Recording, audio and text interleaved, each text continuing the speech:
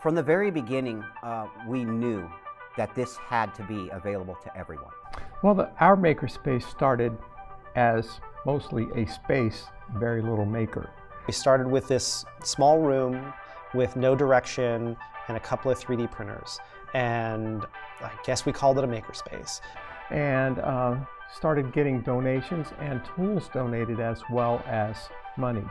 And we started building it out from there. And we had a couple of hours here and there we'd open, and in all honesty, we'd have a couple of people sitting there and they'd be alone pretty much most of the day, even though we were in the cafeteria, which is probably the highest trafficked area on campus. It's so difficult to start. No one knows about the Makerspace. A lot of people aren't sure what a Makerspace is. So, you find yourself explaining over and over what a Makerspace is and, how it can benefit.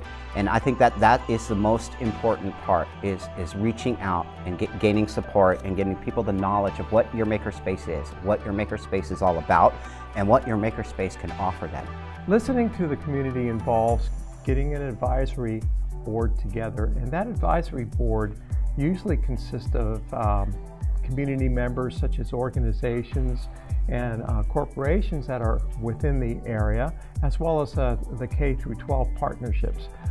For other makerspaces or other institutions, or even other just private spaces that are looking to see what their clientele or what the community is looking for, it's really important to engage the people that you're trying to find.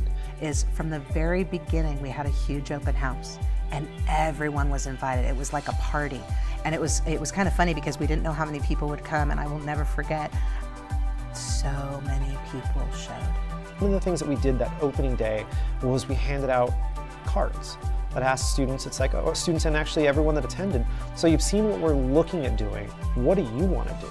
And so we identified different tools, different areas of expertise, different things, and what I think what really blew us all away was what most of the students were really looking for was wood.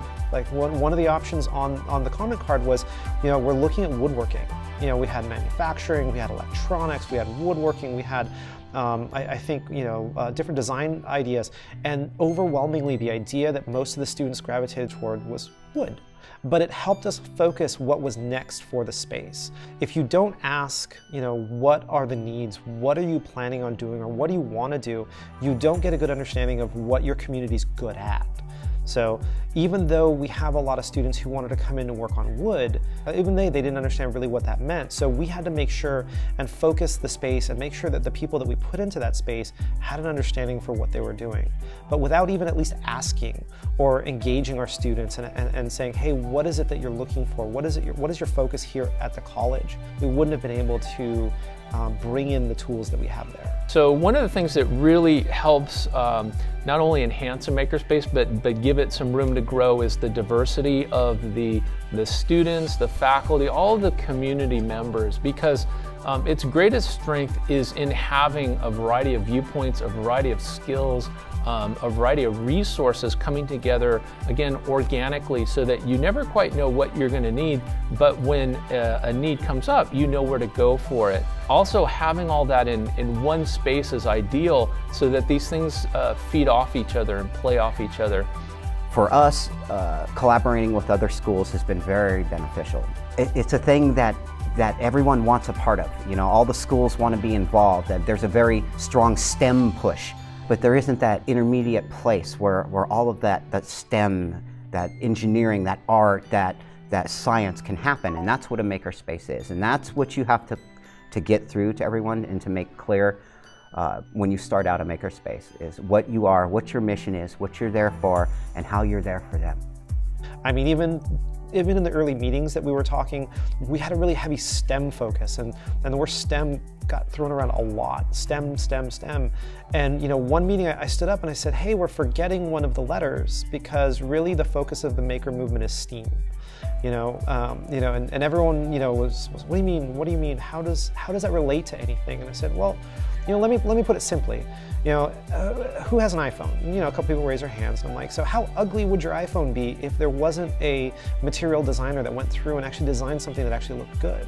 We can put people into a space with a bunch of tools but unless we give them the mindset and the idea of how to use those tools and actually make form, not just function, it's not really truly what the intention of that makerspace is. It doesn't matter what tools you have in there. I don't care how many 3D printers, lasers, CNC machines, you know, I don't care what you stock a makerspace with. If you don't have the people there who, one, know the equipment, understand the equipment, but two, have the ability to teach others. You know, you can have somebody who's got a really great experience with the CNC machine, and they can manufacture whatever you want out of any metal, wood, whatever.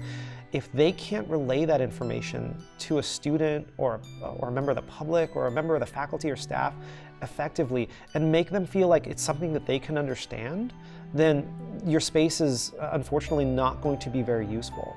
What's made our makerspace really successful, it's multifaceted. Number one, hiring really good people who really want to learn in the space. That's a key element.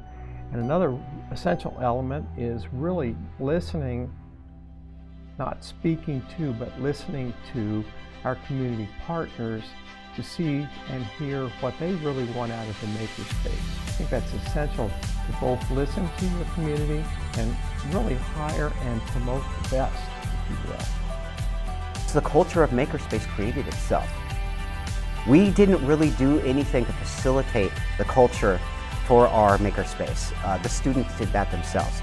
And that's one of the greatest things about it, is because not only did they come in and make stuff, but they came in and they made a culture.